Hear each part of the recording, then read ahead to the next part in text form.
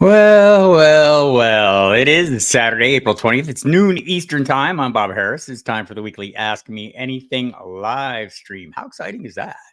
But first, before I get to the questions, we start the conversation up. FootballGuys.com. That's the website. You can find me plying my trade. I appreciate you joining me here every Saturday at this very time. And now on Wednesdays at 7 p.m. Eastern for my On the Hot Seat live stream. Go back to this Wednesday's watch the replay. Ike and Dukwe from Destination Devi. I can speak. Great guest. Got a lot of draft talk in. We'll do more of that today. Hit the subscribe button, the notification bell. If you've done all that, like me or not. All right, there we go. We're started. Season's greetings from Snoop and Willie, by the way. Happy 420 to those who celebrate the holiday. Good morning, Brian Larkin. John Bonneville, good day, sir. Thank you so much. Royal Slade, welcome to the room. Kevin Payne, feeling my pain yesterday. Well, who else is still waiting for their Scott Fishbowl invitations? I'm sure they'll show up at some point or not. Like, I'll be okay, but hoping for the best. It's draft week, people. So interesting stuff going on, and I'll be doing a lot of draft coverage on Sirius XM Fantasy Sports Radio. I'll be on later today. Dempsey and myself, I believe we're covering the Jets and another team who drafts in that same range. John Royal, who is that? I have to look. It is the Bengals. We have the Bengals and Rams because we already did those other teams. We're way later in the whole affair. All right, so Bengals and Rams today. I'll have John Lobb, who you all know well, on in hour one. And so then we'll have the Rams and Bengals beat writers on. I don't know who the writers are yet, but we'll have them on and we'll dig deeper into those circumstances. Hello, Andrea. Hope you're feeling well. Crash Davis. We got Kevin Payne is in the house in his Scott Fishbowl. And a lot of lives this year. Is everyone doing lives, or is everyone going to try and make it to a spot? Would be so. I love doing the live. Rams finally have a first round pick, right? Look, it's worked out pretty well for him. Maybe that whole F them picks thing isn't the worst idea if it works out your way. I mean, I think there's so many paths to being a great team. You know, we talk about it a lot. You know, getting that quarterback on his rookie contract, the thing the Seahawks kind of pioneered with Russell Wilson back in the day. Where they, build around a rookie quarterback on that rookie contract. But the Chiefs would like you to know there's a different way. Morning, Scampers. Congratulations on your invite. Are you drafting? You said you were drafting somewhere not LA, or is that true? Is my memory screwed up? Did Snoop and Willie visit me too hard? But yeah, a lot of live drafts this year. Looking forward to that. Live drafts are the best. Can't go too long. And one of the best days of the year. It's really fun. And I think they set it up really nice with the fishbowl. You know, you do the first portion of the draft live, and then the rest of it's on live, a slow draft. I think is a great way to do it. I know a lot of people in the rooms would like to just get it over with, but gives a little chance to sit around, get to know people. I had a really great time in Dallas last year. I'll be probably doing Dallas again, I think, if I'm invited. But Houston is an option. I mean, there's Los Angeles always an option. Vegas, there's so many out there. So many live drafts this year. It's super exciting just to watch this whole thing grow over the course of the years. There's also another draft, the NFL draft. You'll be surprised to learn a lot of discussion about that, right? We'll get into that. I think the big news for me this week, and if you didn't catch it, my football guys, I've been doing a news video on Fridays, about 10 minutes long, just top headlines. One of my top headlines this week is lying season's almost over. People. We heard Brandon Bean, talking this week. I used as my example of a guy who on April 3rd told us he would leave no stone unturned to replace Stephon Diggs. Tell me Thursday, that, we don't necessarily need an alpha wide receiver, right? Okay, well, maybe not. That doesn't mean you won't draft one. I get it. Trying to gain a little leverage, but as I mentioned in the video, if I know this, probably the other teams know this. You're not fooling anyone with all the lying. You caught Bloom and Lammy on the audible this week. Cecil's had enough of the lying. He's about done. And he knows a lot more about the lying behind the scenes than a lot of people. So always very interesting. And we'll see. I mean, and this is like, to me, this is y'all, who hang out with me know. I mean, the NFL draft is really the green flag of the season, right? I mean, that's when, all the talk, 99% of everything we discuss right now can't come to pass because every player can only go to one team. All these infinite combinations of possibilities we're talking about will be narrowed down to just these things happen. And I love having that certainty and being able to figure it out. That's what it was. Dame's super busy in LA, so we're exploring other options. All right. I'm not going to say Dallas would be great, but Dallas would be great. Saw somebody aggregate Dane Brugler's 7-round mock into a fantasy relevant player. Show me how interesting it will be once we get a landing spot. I believe I saw that too. I'm doing a draft to all the NFL GMs. Tell me lies. Tell me sweet little lies. I saw that Brugler thing. Let me bring it up and just like, and I think it's interesting for the skill players who will get drafted, right? Where do I put that? I put it right here. I usually do a mock-on-mock thing. We use Dane's draft board for the skill players. So he's got Caleb Williams, Jaden Daniels, Drake May, J.J. McCarthy, and Michael Penix all is round 1. Bo Nix, round 2. Spencer Rattler, round 3. Michael Pratt, round 4. Jordan Travis, round 6. The running backs all start in round 3. Jonathan Brooks, Blake Corum, Trey Benson, round 3s. Jalen Wright, Marshawn Lloyd, Braylon Allen, Audric Estime, Ray Davis, Will Shipley, Bucky Irvin, round 4s.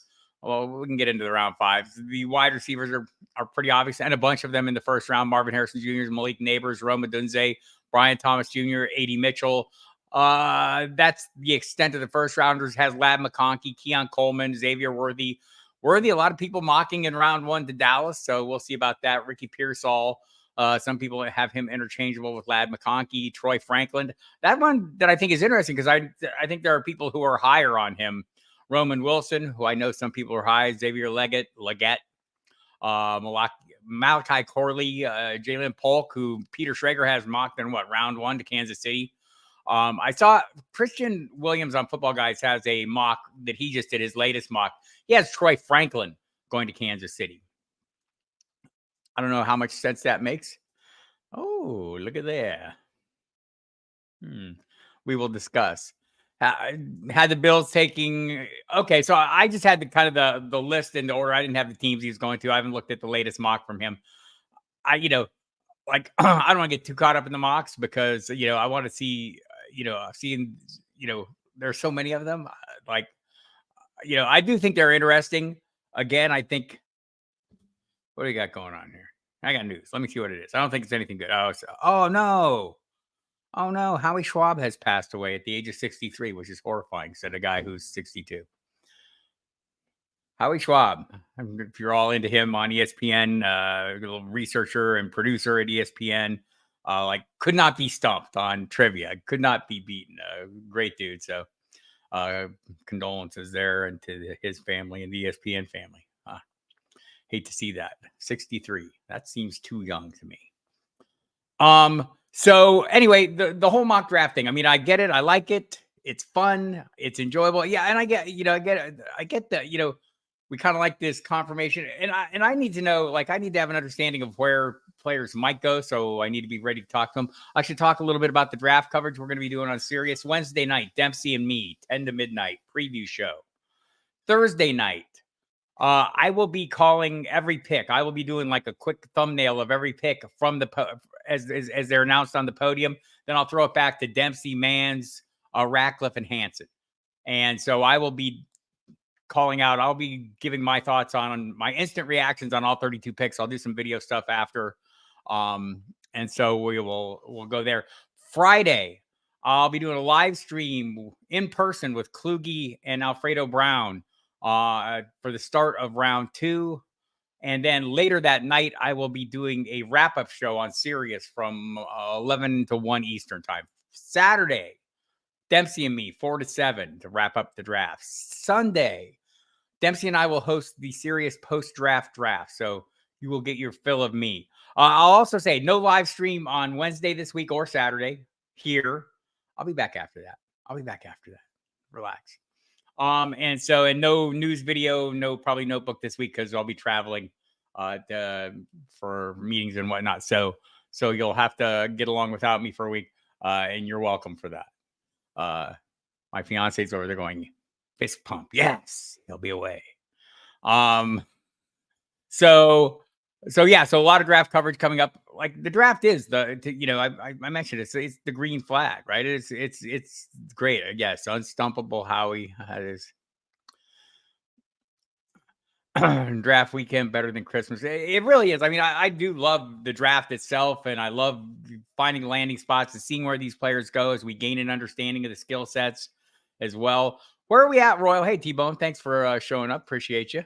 Thank you, John. So, Royal, where are we at on the Patriots quarterback? Temperature check right now on the Patriots quarterback. Because I think the conventional wisdom here is now we've reached a point where it's going to be Caleb Williams, Jaden Daniels, Drake May, JJ McCarthy, almost certainly in round one.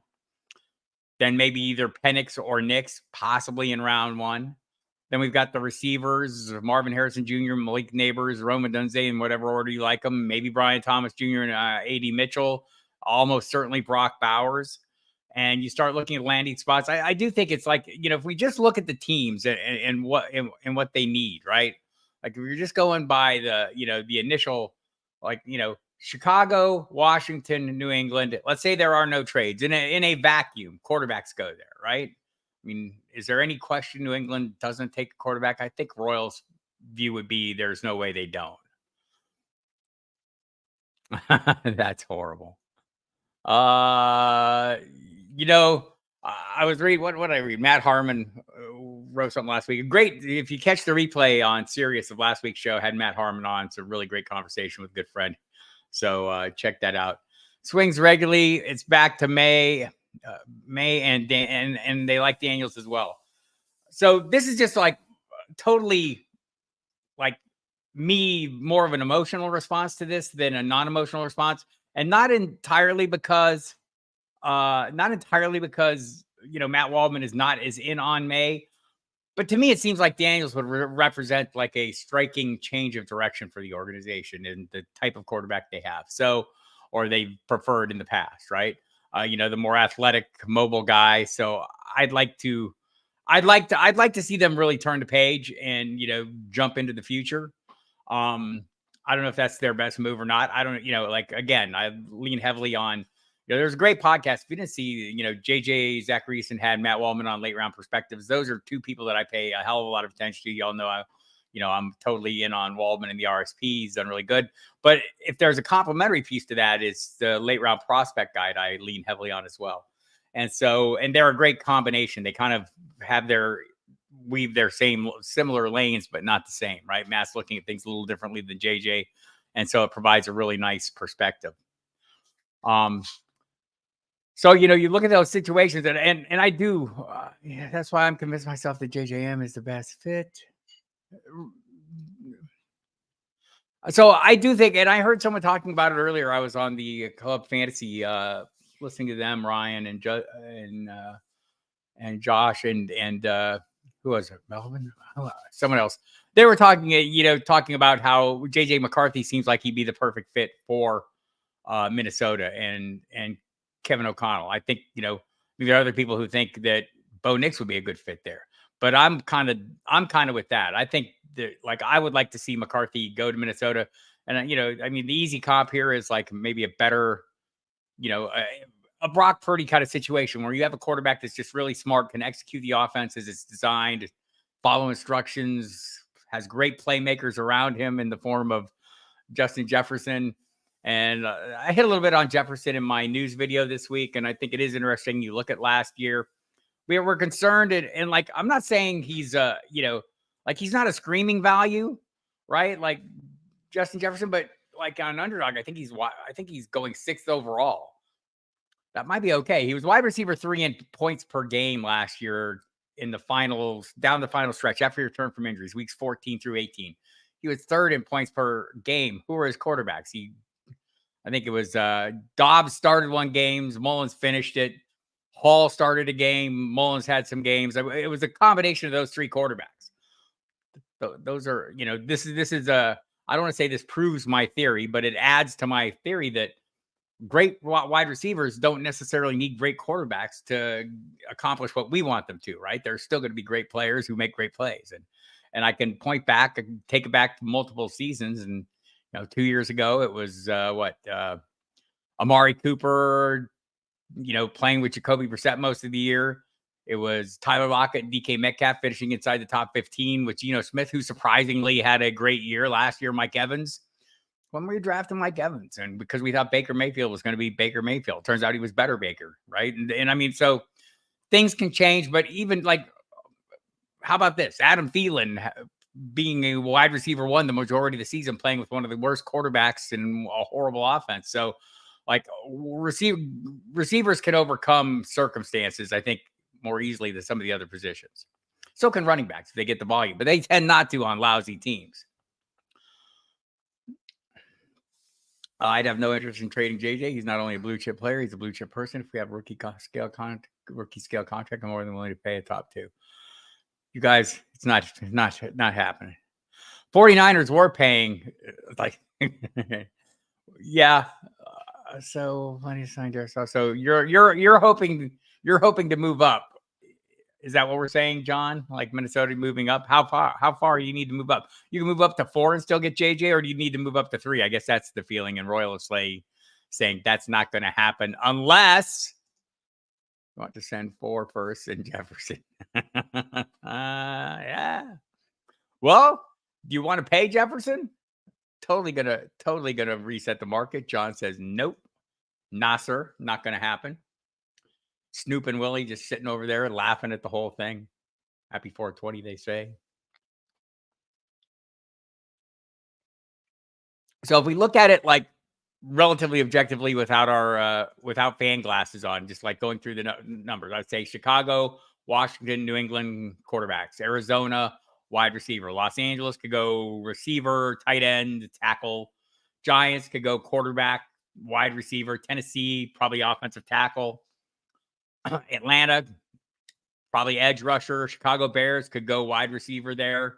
Jets could go tight end, depending on who's there. Could go wide receiver, could go tackle. Minnesota Vikings, they want a quarterback. Could they go defense as well if the quarterback they want would not be there? Denver Broncos would love J.J. McCarthy. He's not going to make it there. Do they want to trade up? They want to move down? Would they be happy with Penix? Would they take him here to beat out Las Vegas? They have other needs on defense as well. Probably needs a wide receiver also. Raiders would like to get a quarterback, also have other needs.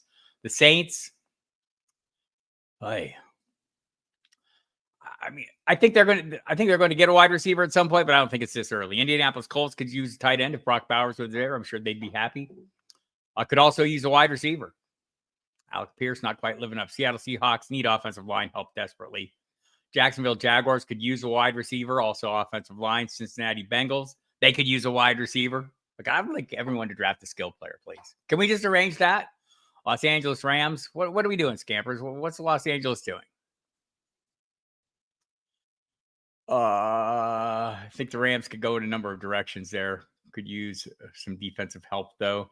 Pittsburgh Steelers, they could use a wide receiver. I want everyone to get a wide receiver. Miami Dolphins, maybe another edge. Philadelphia Eagles, no glaring holes. Minnesota Vikings for that second pick. Could use many things. Dallas Cowboys could use a wide receiver, could use help on defense. Packers could use offensive line help. Tampa Bay, Arizona again. Buffalo would really like to get a wide receiver. May have to move up. Detroit, maybe defense. Baltimore could go a lot of directions. San Francisco, a lot of directions. Kansas City, we'd like to see maybe a wide receiver there. So Rams need defensive line, secondary defensive line with their Aaron Donald leaving. Bowers is too short, but he's very athletic. Could he not? I mean, does the backflip not count as height? I think it should. Commanders using 36 and 40 to move back up to 12, allows Broncos to move back down and still take Knicks. Commanders get a lead offensive tackle and still have plenty of top 100 picks. Yeah, that makes sense. And I think that's, some of these teams, like if you miss out on that top tier of quarterbacks, how far back can you move to still get a quarterback? I think that's interesting. Can you hear my cat? He's very angry with me. The Rams will be landing Byron Murphy, Johnny Newton, Latu. Yeah, Jared Verse, edge rushers.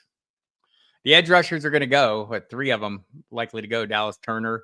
Yeah, Latu, just seeing a lot of highlights of him lately. That guy is a monster. I know the medical concerns are an issue. Easy, Ming. Ming the Merciless would like to say hello to you all. Yeah, Latu looks like insane. And I guess it's between him and Dallas Turner and Burse. You know, I've seen people like all three. I think I mostly see them going Turner, Latu, and Verse. I guess there's some concern over Latu. The neck issue kind of got medically tapped in Washington, but has been fine the last couple of years. So that's interesting. Latu is Phillips 2.0. He is making his presence known. He would like to come downstairs, but he's very large. And it's very hard for him to walk down the stairs. He could somebody's going to go rescue him. He walks up the stairs just fine, but he's a little nervous coming down the stairs. He's 17 years old and he weighs 30 pounds. It's not easy for him. And I often assist him in his travels down the stairs, and he goes up by himself. Yes, I spoil my cats. I haven't seen him walk since February. That's been pretty much it, right? Like that's like almost 100%. And Latu it can kind of vary, and Verse kind of varies as well. I want to say Christian Williams has a good. And by the way, if you do, like, I have no choice. There he is. How you doing, buddy? He's very happy now because he likes to sit on the landing of the stairway, right? Like he likes upstairs sometimes, but when it's time not to be upstairs, he wants to be on the landing so he can like supervise the entire area. There are no updates on this. And I kind of thought it might be this past Friday that we would hear something, right? Like, because they've got to work it out. So if there's picks involved or something, something involved in that punishment. So I don't know if there's going to be anything before the draft. So there are no updates. I thought, again, we would see something Friday. Let me just do a quick check and see if anyone's speculating. Ming isn't pretty much in charge. Wally gets around a little easier. He's a little smaller. Kirk. I thought it was interesting. Where are we at now? Arthur Blank says he does not believe they tampered. I agree with that. There's a local Atlanta station, the Falcons, Monday. As of Monday, seems pretty cut and dry. They clearly violated the rules. Cousins admitted as much. He did. So the Vikings would like to see Atlanta, have like a first round pick swap with Minnesota. I don't think that's going to happen. From 8 to the 8 and 11 swapping out. So Minnesota moves up to 8. There's been no. I mean, I would think that if they were going to do that, they would have already done that. So I don't know. Maybe they'll announce something just for the game. I feel like now that it's gone this far, they aren't going to do anything. Cats will advise you of their displeasure. That's what I think. I think John Bonneville has it right. I don't see it. If it was going to get done, I think it would have been gotten done Friday. So, hello, everybody. Hope you're having a great day. If you're just tuning in, I'm Bob Harris. FootballGuys.com is the website. You can find my fantasy notebook article there every Monday. They mail it out Sunday night. Working on it this week, I'll talk a little bit about the New Orleans Saints. I've been doing a new offensive coordinator each week. The Saints offense is like, boy, just not super interesting. Just looking at some of the, Clint Kubiak, maybe the most exciting thing there, right? Because he's coming from San Francisco. He's got the Kubiak lineage. He's, been involved with successful offenses before. But is Derek Carr a guy? They're kind of tied to him now. Is Alvin Kamara coming off one of his worst seasons? And like, it wasn't horrible. And I don't think he's like not a reasonable fantasy value, right? Because I think he kind of is because he's going really late. Where is he going in best balls right now? I have some shares, not all the shares. Let's check out on best ball 10s. He's going as running back. Yeah, he's going as running back 20. Aaron Jones is running back 19. Mixon is 21. That's kind of a sweet spot to me. Javonte Williams at 18. Aaron Jones at 19. Alvin Kamara at 20. Joe Mixon at 21. I'll go a little higher on Jones and Mixon. But, man, if I get Kamara right there. And by the way, Ramondre Stevenson right in that range. Love it. James Conner right in that range. Love it. That's a little value-packed range there, right? You're looking at, from my picks, what do I want to say? Mid-80s, 85-ish or so on through about 110. And I mean, like, even if you're going down to Connor up through 115, I mean, those are some really good values there to me. It'll see a lot of potential volume. We'll see what the draft holds out. I don't know if it's going to be a dead zone. So the latest information on those, and I talk about those in my video this week. If you guys go give a listen to that on the Football Guys YouTube channel, it's 10 minutes. I kind of run through the Jefferson situation, the Waddle and Smith. Waddle got his option picked up. Devontae Smith extended. That's interesting.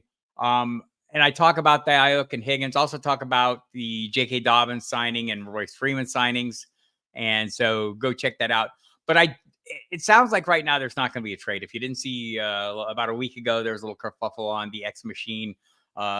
Some guys out there saying he has a bunch of inside information. And, yes, the 49ers are going to trade Brandon Ayuk. Brandon Ayuk's agent said, no, he has not asked for a trade. He's not going to be traded. He's been doing a lot of vague commentary on his social medias. He unfollowed the 49ers last week. He did the thing where, he shouted out his doppelganger, Mike Tomlin.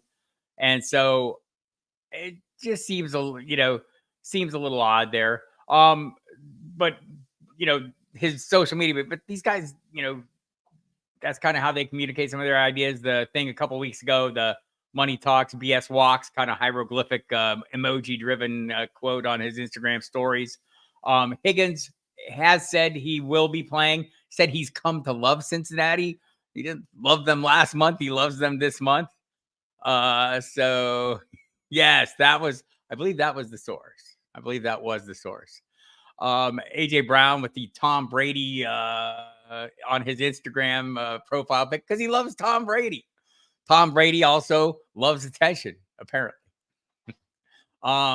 His comments last week that he would be open to returning for the right team at the right circumstance. Yeah, I would as well, Tom. So I hope I get that call too. But Higgins, Higgins said over the weekend that he is going to play out he's happy to play. He doesn't want the trade. So he demanded one. Now he's since rescinded that demand. So I think it's unlikely, but I think all these things I'm not going to rule anything out. Right. Royal, I think it's fair to say that, offers can come up and some of them are too good to refuse.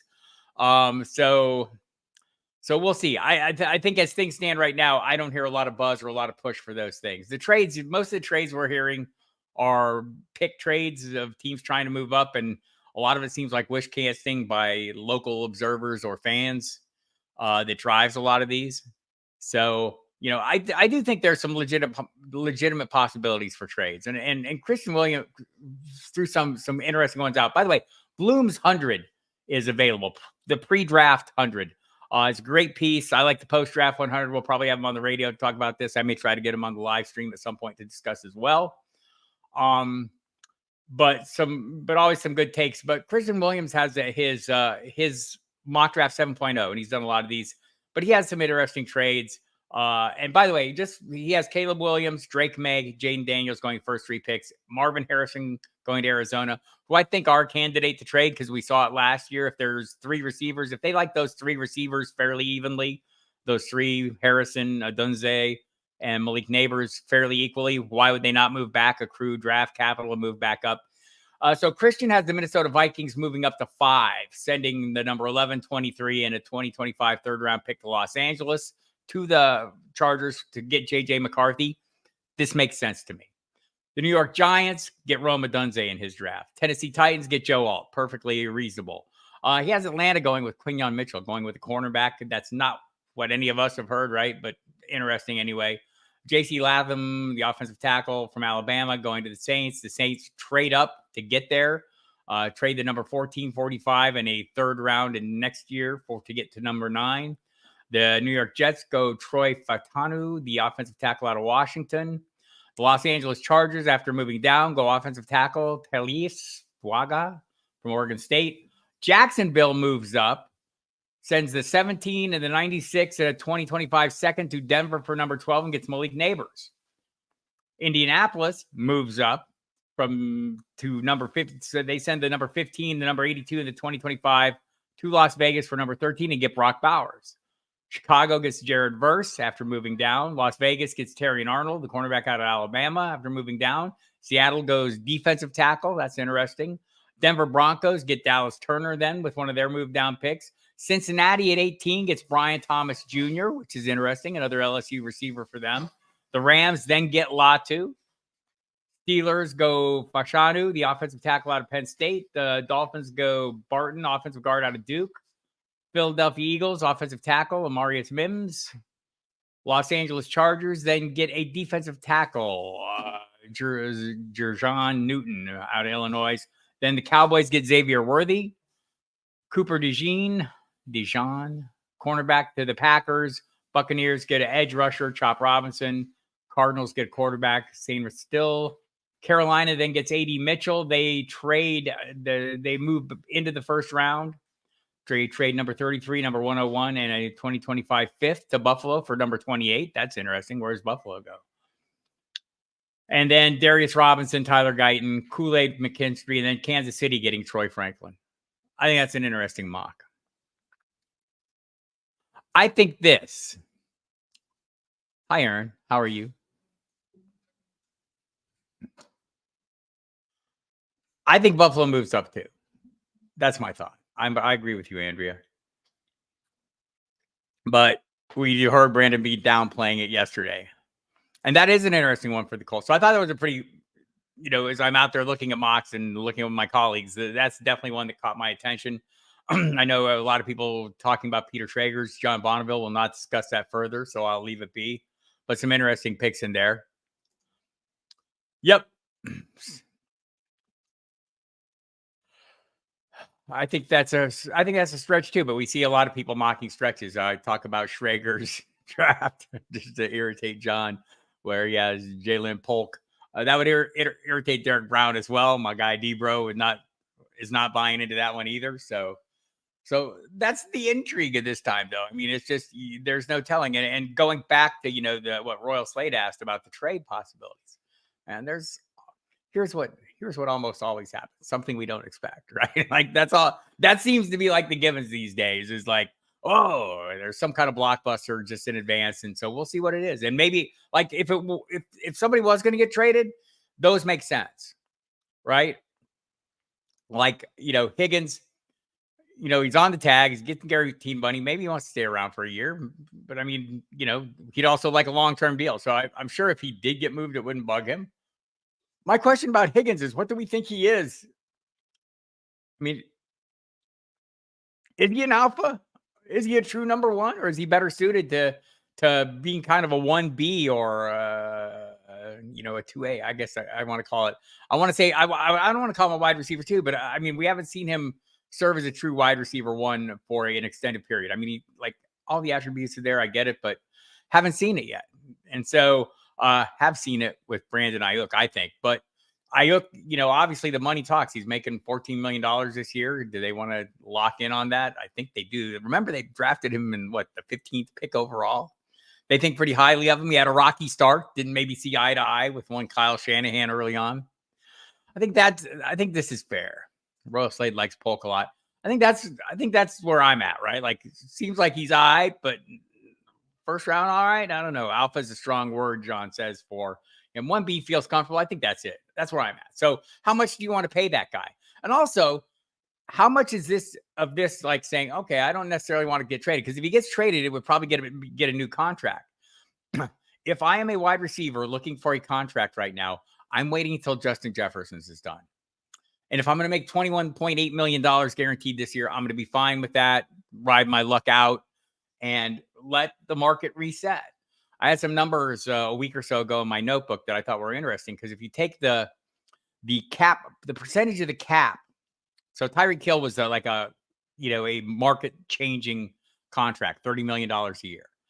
You look at the share of the cap that his salary was, it was like 22%. You look at that now, that changes because the cap's gone up to 36, almost $37 million a year. Justin Jefferson is going to trade that. And so Smith, here's a wide receiver too. A great example. He got $25 million a year. Only 5 other receivers right now get $25 million a year. This is where we're getting to. And he probably did Jalen Waddle a big favor with that contract as well. Now Waddle's options picked up.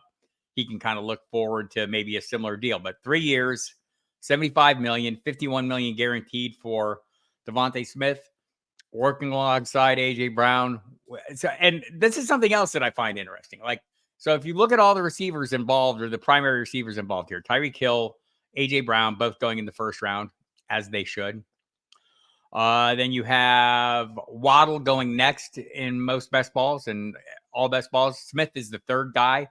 On best ball 10, Smith is 25. He's a wide receiver 3, high-end wide receiver 3. Man, if I could get that, and I'm going to start getting that. I'm going to start getting more of that just based on that alone. It's certainly on best ball 10s. He's up a little bit higher in on underdog, but not much. But he's the value of that group. It's interesting. Yeah, that's the thing. It's JJ, Lamb, Chase, and Chase is going to be a year away. So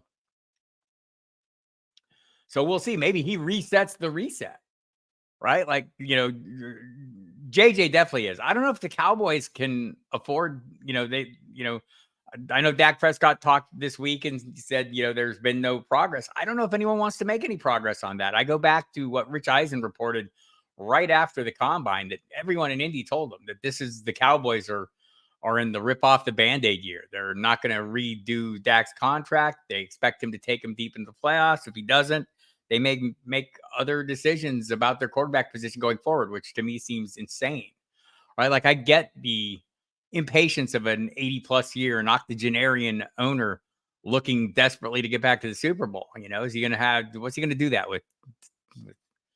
If he moves on from Dak, is he going to do that with Bill Belichick and Tom Brady? I don't think they're going to give up Lamb. I don't think they'll give him up, but I think they have a lot of work to do to get him a new contract. And I don't know if he's not going to play on that one this year, which is going to lead to some contentious stuff. I mean, like, obviously it would help them if they got him. It would help their cap situation if they got him to a long-term deal, but do they have the cash? That's the question. I mean, it's interesting. And by the way, if they do move on from Prescott, that's going to cost them money last year. Amon-Ra St. Brown. So I know the Lions are working right now on new deals for both Amon-Ra St. Brown and Jared Goff. Like, can we just stop for a minute and say Brad Holmes? I want to see what he drafts this year. Does he miss? Who have been his misses? That guy does really good work. I need Lamb as a keeper this year. That makes me a little nervous too, just like if this gets contentious and he misses a camp, but obviously he knows the offense. The scheme isn't changing. Dak's not going anywhere this year. I mean, I feel pretty good about it. I think people will be maybe overplay that a little bit emotionally. Is it possible CeeDee Lamb, sits out some time? I mean, we all have to say, it's happened before now. Thanks, Le'Veon Bell. We appreciate that. But it's seems like the least likely outcome. Also, some changes in terms of they start missing mandatory sessions. It starts costing money. Like if he skips the June minicamp, that's $100,000, for 4 days, 3 days. So I'm not sure they want to do that. By the way, if you just joined in, I am Bob Harris, FootballGuys.com. You can see my notebook. You can see my video every week, my In the News video. I'll be doing more of those as well, and we'll be doing more content as the season gets closer. Tons of great content at Football Guys. Got a lot of the rookie profiles up by the guys there. Jeff Bell, Kevin Coleman, and Christian Williams, all doing great work there on that. I get the rookie draft guide. It's fantastic. 3.0 will come out free to subscribers after the draft, and will be updated with all the information you need. I also, as you know, big promoter of the rookie scouting portfolio, my other Football Guys colleague, Matt Waldman. You'll hear us every Monday, too, on our podcast that we've been doing a couple of years, the Feel It or F It podcast, except we swear a lot, so be careful. Be careful, kids. There's a lot of swearing.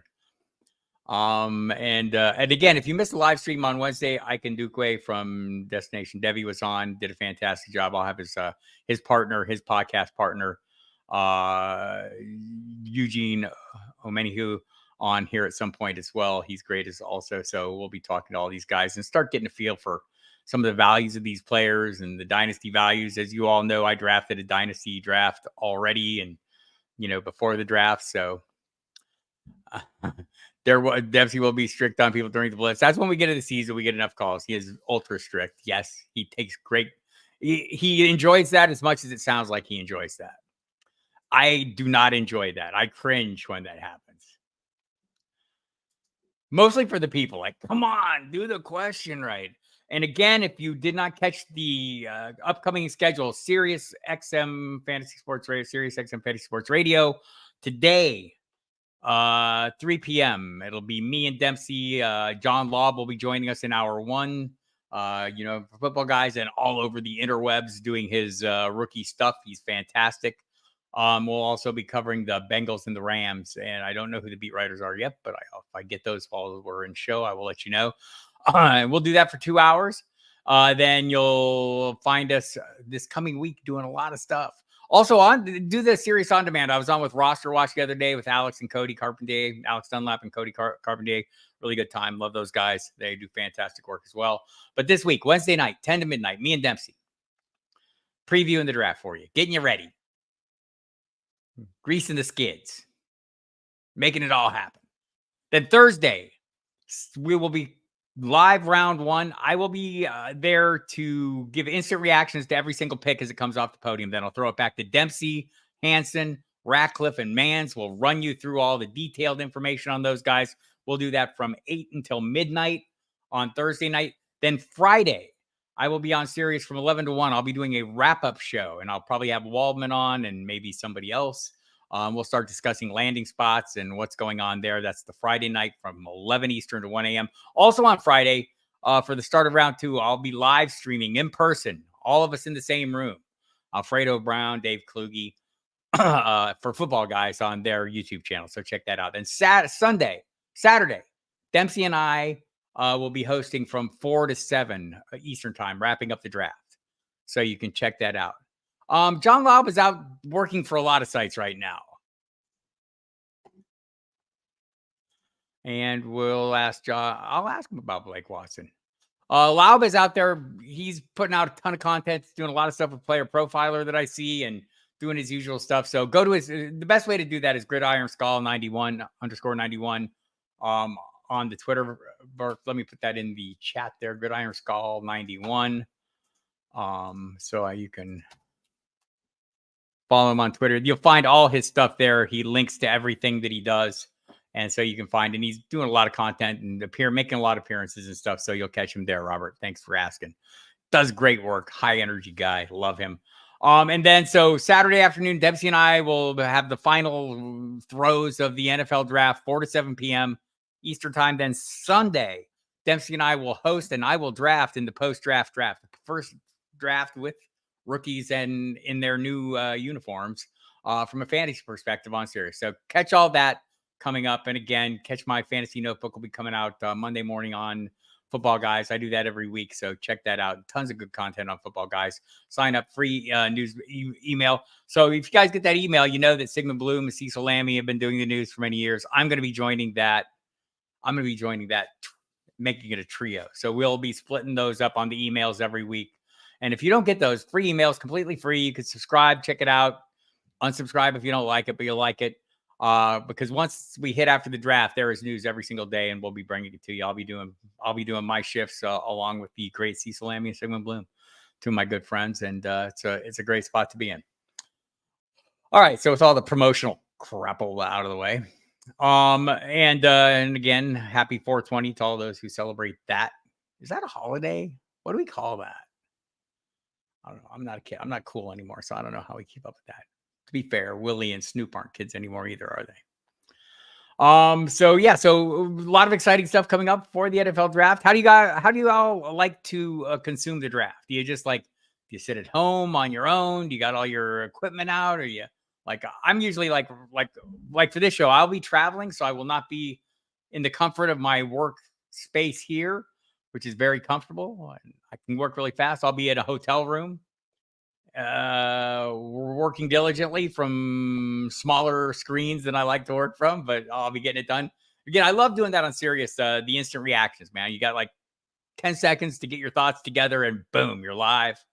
And I get about 30 seconds to a minute to give my quick takes on the landing spot, the player, the circumstances, and all that, and then hand it off to Dempsey and hope I don't say something incredibly stupid, which is entirely possible and pretty much on brand for me if I do. Just hope I get all the pronunciations straight. I'm not going to be at the draft in Detroit. I'm going to be in Nashville, Tennessee. Last couple of years, I've connected just completely from social media, so I don't know if it picks ahead of time. That's been the big hassle, right?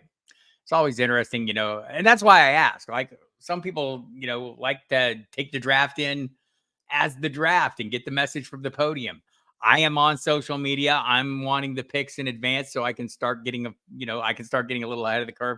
I also get a podium feed in my ear, so I get the information a little earlier than the world too, which is nice. In the den by myself, Jim Furry says, waiting for surprises. One year, our local league went to the draft and we played draft skins. If only one person called the right pick, they won the pot. And if no one won, the pot grew. That's really cool. Even Mort loved it. I like that. Good call, Brad. It sounds very exciting. I would like to see this too. Belichick with McAfee.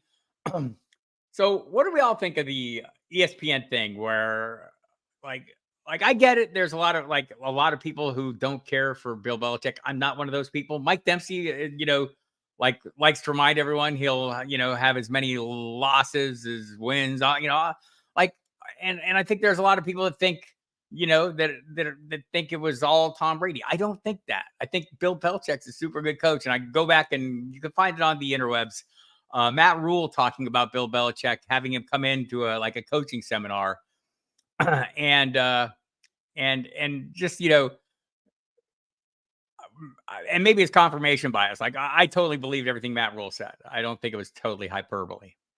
Is Bill Belichick perfect? No, but if you don't think Bill Belichick was a big part of what made Tom Brady and the Patriots, I don't know what to tell you.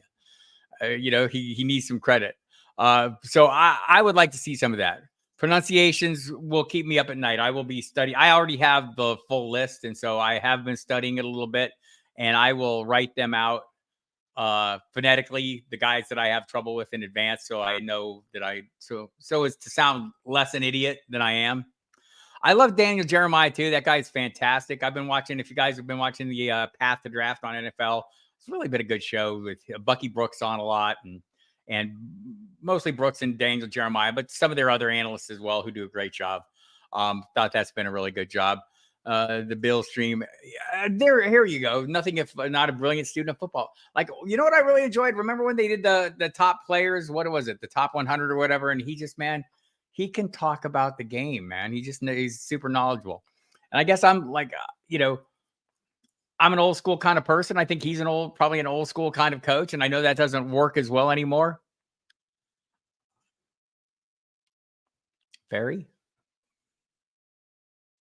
That would be very. There's going to be a fight. No, there's not going to be a fight. But yeah, that's not his favorite part.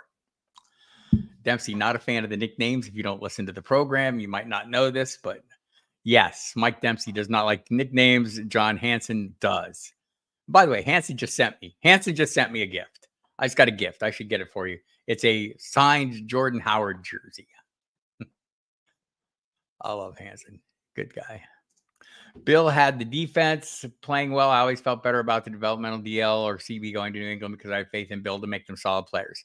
I agree with that. And I also agree, I'm not pretending it's perfect, right? I mean, clearly some of the decisions made late in the career and some of the choices and some of the personnel moves, but also the coaching, the coaches around him, I think we can all agree that it was like the Matt Patricia, Joe Judge experiment was not ideal.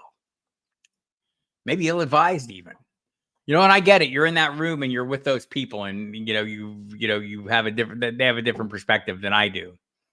Hey Donnie, how you doing, man? Good to see you. Thanks for coming. It's a cute dog you got there. Cole Strange. So yeah, the whole Belichick thing. I just thought that article was very odd and I know Robert Kraft or the Patriots denied all those things, but just crazy. I heard that scuttlebutt as well. They want to keep his current staff and that, and maybe people didn't believe, that he didn't want to hand him personnel or that he would conflict with the people in charge of personnel. At some point you have to believe the person when he says, hey, I don't want to do that anymore. Or I'm open to not doing that or whatever. Would he want to have some influence? Sure. Would he lobby for it? Maybe. I still think right now, Jerry Jones is the only person he can work for right now. and they wouldn't get along. It would only last a year, but I don't know. I just thought that article just it didn't come across good to me from the ESPN perspective. Didn't come across good for me from the Patriots perspective. And whenever you're talking ill about people when they're not sitting in the room with you, I don't know. I don't feel comfortable with it, which is something I'm really keen on, speaking ill of people when I'm in the room with them, as opposed to when I'm not. So maybe that's just a personal thing for me because I will talk. I will talk when you're sitting with me, not so much when you're not. Probably be more likely to defend you when you're not. So just my personal approach. All right. If you got any more questions, we got about 10 more minutes. I think, for me, like I'm just stoked to get ready for the draft, start doing my final preparation. I've been doing a lot of studying. I would like to highly recommend the rookie scouting portfolio, the Football Guys rookie draft guide. JJ Zachariason's late round prospect guide is another piece. I don't talk about it enough. I talk to JJ a lot. I'm going to get him on the show at some point here. Our schedules don't quite fit, but he's just a super great guy, super smart. And I'm a huge fan of his work, as good as anybody. And if you watch the late round perspectives with Matt Waldman on, I totally agree with what JJ said at the end of that pod, where their works are totally complementary, and I really enjoyed it. And like there's others like Matt Harmon. Like, don't get me wrong, I'm out there consuming a lot of stuff, but there are people Matt Harmon's high on that list as well. Tons of people, Danny Kelly. I've so many that I think do really good work. Dane Brugler, obviously. So, lots of craft dislike in Patriot. I can see that, right? I mean, just seems ungrateful. Some of my favorite clips are Bill complimenting opponents such as Ed Reed. And that's maybe what sold me. But also and I don't want to say I emulate Bill Belichick, but I would like to, when I'm on social media and people are trying to ask me questions that I don't want to answer, I'm just not going to answer them. I think the Belichickian way is that. Yeah, Robert, there will be magazines out there. There will be a pro forecast out there. I won't be part of it. So, but look for that on your newsstands. A lot of people still like print. Emil is doing well. Last I talked to him, I don't know if I think I told you guys last week, but he's making some long-term plans. So I love hearing that. Going to grow some grapes and make some wine. So more power to him. The treatment seemed to be going well. And whenever I talk to him, he sounds like he's doing fantastic, super positive outlook. And I think that's very helpful when you're in that circumstance. So appreciate you asking. And he appreciates, what I pass along when people ask about him. And he appreciates hearing that. And you could also email email.cadlick@gmail.com. I'm going to say on to Cincinnati is how I'm going to say that. John Bonneville, on to Cincinnati. Right. That's I totally agree with this, but behind the scenes, he's totally talking. I highly recommend the book Patriot Reign, REIGN, Patriot Reign with Michael Hawley a few years back. Great book, a lot of behind the scenes information, way more access than I would expect to have seen, especially at the time. So highly recommend that book. Really enjoyed it, and it tells you a lot. The Dynasty docuseries didn't cast the Crafts in a good light. By casting Bill in a bad light. Totally true. And just all the players really seemed to sour on it after the fact, wishing Matthew Slater, among others, wishing they hadn't been involved in it. This is not the Bill Belichick apologist live stream, but honestly, I'm kind of, I'm not going to lie, I'm kind of a fan of his, not necessarily his style of coaching or whatever, but the success he had, the way he did it. Does it work now? I don't know that it's going to work going forward. I don't know if that style of coaching is effective as it once was. The world changes, right? And you should probably change with it. And I don't know that he's ever going to change, but he's a super knowledgeable guy, a fountain of information when you get him in a media setting. So I think if I wasn't going to be working, I'd be watching that. It was funny when, and by the way, who hired Bill Belichick? It's Peyton Manning. His company hired him. So Peyton Manning making moves. Bill, say something nice, man. There's no need to. So it's Adonai is how Adonai says it, but AD works better. It's Adonai is how I've heard him say it. So that's how I say it. Yeah, I think a lot of people say it wrong. The way I've heard him say it, and I have the pronunciation guide, and it also says Adonai. But AD is the way to do it. How many receivers going in the first round? I think it's probably going to be. I think it's going to be at least 5, maybe 6. Harrison, Neighbors, Adunze, Thomas, and maybe Mitchell. And maybe, I've seen some others mocked. We talked about Jalen Polk. We also talked about Franklin. Some people see him going as well. I don't know. I think Harrison, Neighbors, Adunze, and Thomas are locks, and Mitchell could.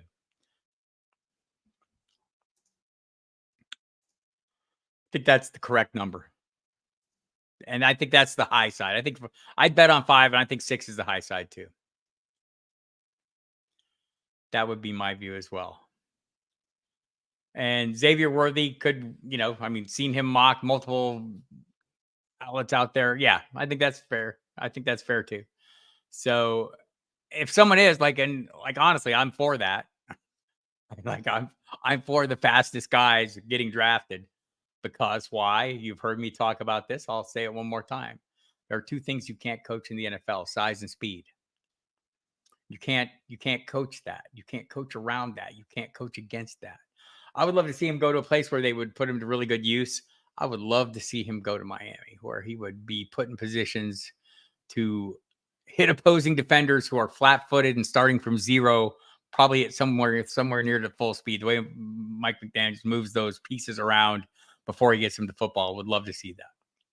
But yeah, those are the things, right? So when I see big, fast guys, I'm like, some of that for me, right? It translates. Why Derrick Henry has been hugely successful. He's bigger and faster than the guys he's playing against. Super helpful. This is true, and I don't think it's negative. And I think it is being at least double counted for sure. But, I think it depends on the team, if you're a team and you're out there and you have a lot of pieces and you don't necessarily, you have the luxury of picking something like that. I think you could double count the speed there because it's really fast speed. But I don't. That's me. I mean, Tyreek Hill has fared reasonably well. I can remember when he was not viewed as a very good player and a kick returner or kind of a gadget player or whatever when he came in the league. Do I have that wrong? What was he, a 4th round pick? I want to say. And I remember him saying he wanted to be a wide receiver, but he wasn't necessarily viewed as that.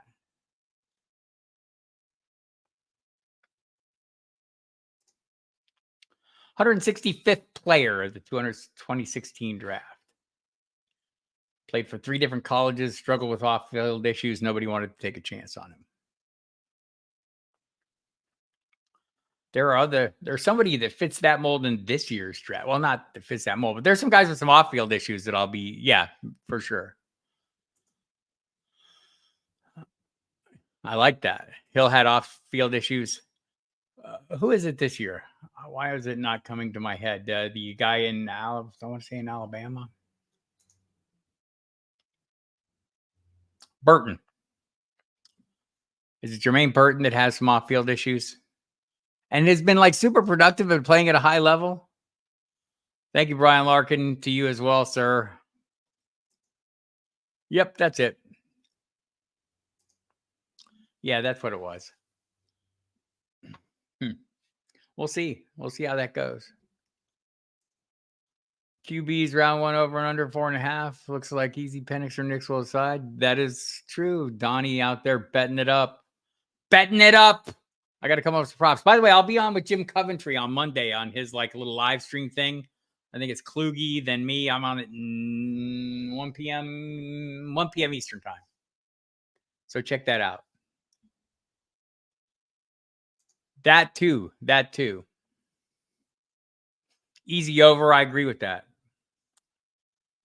It's one of those things where either everyone is totally lying or we're underestimating. I think we may be underestimating because you know how quarterbacks get treated, man. All right, everybody, that's it. Hope you enjoyed today's discussion. I will not be here Wednesday. I will not be here next Saturday, but expect me back the week after for the full run of things and the usual nonsense, the Wednesday night, the Saturday. I'll be back on Sirius. But again, watch this week. Watch during the draft. I will be on Wednesday night, 10 to midnight. Thursday night, the entire first round, 8 to midnight. Friday night, I'll be doing a special wrap-up show from 11 to 1. Saturday, I'll be on from 4 to 7. Sunday, I think it's 3 to 5 for the post-draft draft. And also on Friday night, catch me on the Football Guys YouTube channel. I'll be doing a live stream in person. It'll be me, Dave Kluge, and Alfredo Brown. Or it'll be them and me. I'm just horning in on the fun. So appreciate y'all coming. Enjoy the draft and enjoy the coverage. And again, listen to the show today. Dempsey and me, 3 p.m. to 5. Johnny Law, but the Gridiron Scholar, will be on with us. Take care, everybody. Thanks for coming in. Ming is resting peacefully now that he can see what I'm doing. Thanks, everybody. Appreciate you. Happy drafting.